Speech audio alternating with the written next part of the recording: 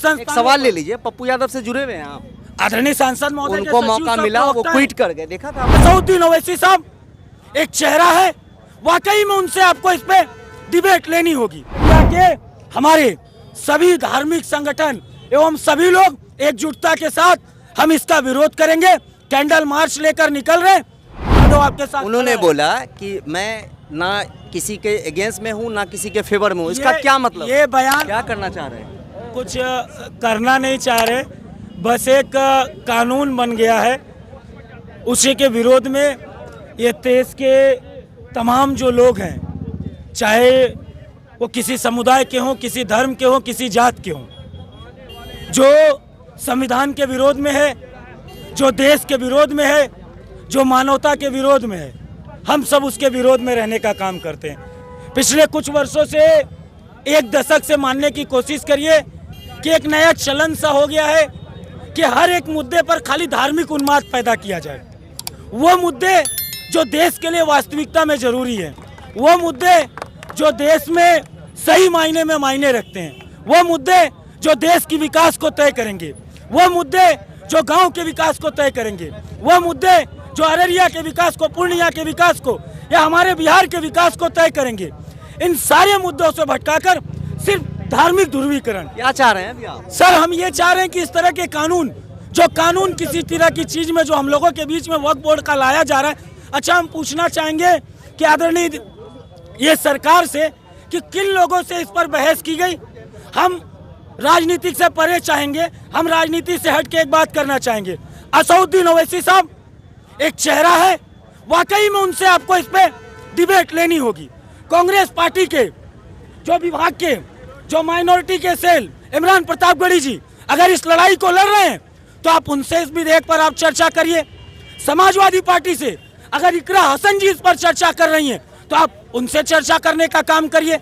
आप भारतीय जनता पार्टी अगर तय करती है तो आपके पास शाहनवाज हुसैन है, आपके पास मुख्तार हमारे नकवी साहब हैं, आप उनसे न पूछिएगा। अब अमित शाह जी, नरेंद्र मोदी जी और गोगोई जी ये तय करेंगे अक़लियत का कानून, ये तय करेंगे वक्फ का कानून। अभी आप क्या चाह रहे हैं? हम ये चाह रहे हैं, हम लोगों का ये तमाम अररिया के हमारे सभी धार्मिक संगठन एवं सभी लोग एकजुटता के साथ हम इसका विरोध करेंगे।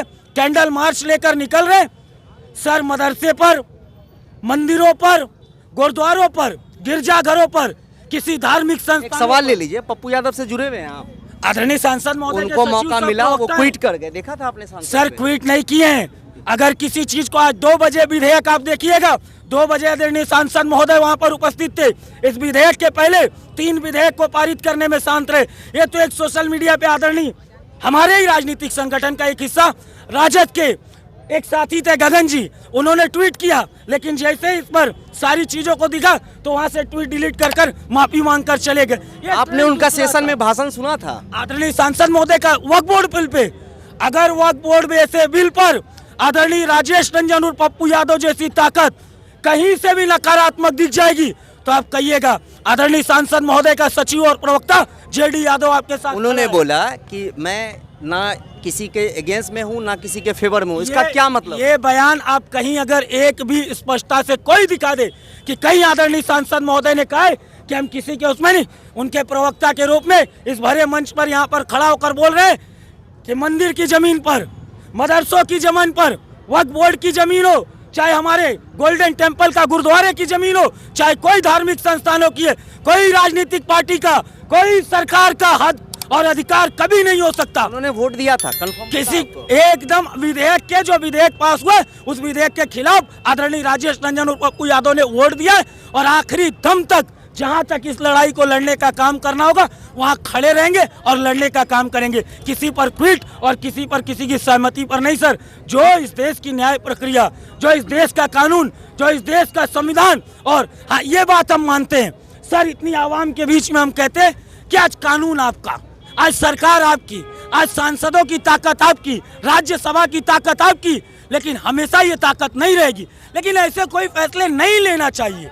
आज सरकार किसी और की है, कल सरकार किसी और की होगी, कानून बदले जाएंगे, कानून हटाए जाएंगे, लेकिन ऐसे कानूनों को नहीं लाना चाहिए जो किसी को टारगेट करे, जो किसी को व्यक्तिगत तरह से ऐसा लगे कि किसी, हम ये कहना चाहते हैं कि ये खाली वक्फ बोर्ड पर ही करिएगा, और कोई संस्थान नहीं है क्या? आरएसएस संस्थान के पास जमीन नहीं है क्या? आरएसएस के लोगों के पास इस तरह की सारी चीजें नहीं है? सिर्फ एक चीजों पर टारगेट करना, सर ये उचित नहीं है। कानून लाना है, आप कानून ला लीजिए।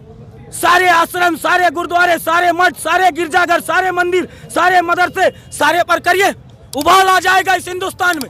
हिंदुस्तान सब बर्दाश्त कर लेगा, धर्म से और किसी तरह की हमारी जो अपनी शक्तियां हैं, हमारी जो अपनी आंतरिक ताकत है, हमारे मदरसे, हमारी मंदिरें, हमारे गिरजाघर, हमारी जागीर है, वो हमारे पुरखों ने, अगर किसी ने वक्फ बोर्ड में अपनी हिस्सों को दान न किया है, आप उस पर सवाल उठाइए कि जिसने वक्फ बोर्ड को जमीन दी है वो न्याय पालिका के विरोध गई हो, वो जमीन साफ ना हो, वो जमीन क्लियर ना हो। अगर बाप दादाओं की पुश्तों ने ये जमीन आने वाले हिफाजत के लिए वक्फ बोर्ड को दिया है, तो कौन अधिकार रखता है कि हमारे दादा परदादा और सारे लोगों ने हमारे आने वाले नस्लों के लिए जो चीजें छोड़ कर जा रहे हैं, जो चीजें रख कर जा रहे हैं, उसमें सरकार कौन सा अधिकार रखती है? सरकार कौन सा अधिकार रखती है हमारे बीच आने का? हम तय करेंगे, हमारी सरकारें नहीं तय करेंगी। और सरकारों को एक बात कह देना चाहेंगे, इसी सरकार का हिस्सा अटल बिहारी वाजपेयी जी हुआ करते थे। वो अटल बिहारी वाजपेयी जी कहते थे, सत्ता आती है और सत्ता जाती है, 400 पार का गुरूर 240 पे दम तोड़ दिए, और अगली बार ये 240 और ये सरकार जब नहीं रहेगी, हम बता रहे हैं, हम संविधान का कानून बनाएंगे, हम देश के लोकतंत्र का कानून बनाएंगे। किसी जाति और धर्म को एक तरह से दिखाकर और सांप्रदायिकता तनाव को, ये सिर्फ और सिर्फ सांप्रदायिक ताकतों का तनाव कर ध्रुवीकरण करने का काम ये लोग करते हैं, जिसको हम सब बर्दाश्त नहीं करेंगे।